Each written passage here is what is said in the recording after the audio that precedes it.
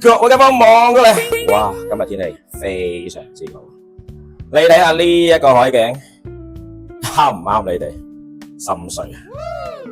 呢度樓下就係珠海嘅情侶路，嗰度就係港珠澳大橋人工島啊！有冇見到呢條橋？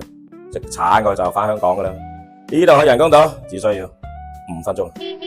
今期幫大家喺珠海嘅市區呢度啊，揾到一套2500尺嘅超級豪宅。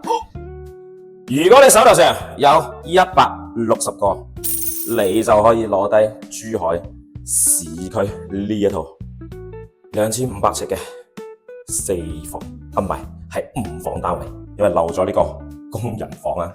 呢間係工人房，同埋呢個係工人房嘅洗手間。呢度有個露台，可以擺洗衣機、熱水器。咁我哋睇翻個客廳啦，哇，成5米咁闊咯。呢邊係餐廳嘅一個位置，呢度就係你嘅廚房啦。咁我哋而家入翻去休息間望一望。咁休息區呢邊咧，呢度做咗個洗手間嘅，同埋呢邊係你嘅一個套房啦，可以作為一個長輩房去使用，帶一個套廁嘅。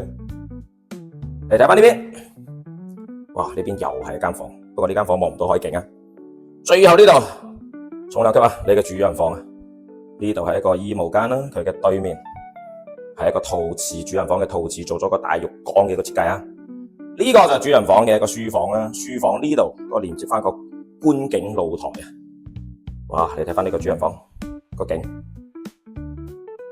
超靚嘅海景，俾大家感受下。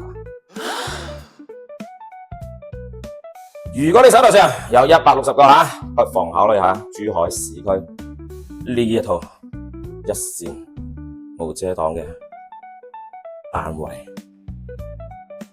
感興趣嘅街坊評論區留言，send資料俾你。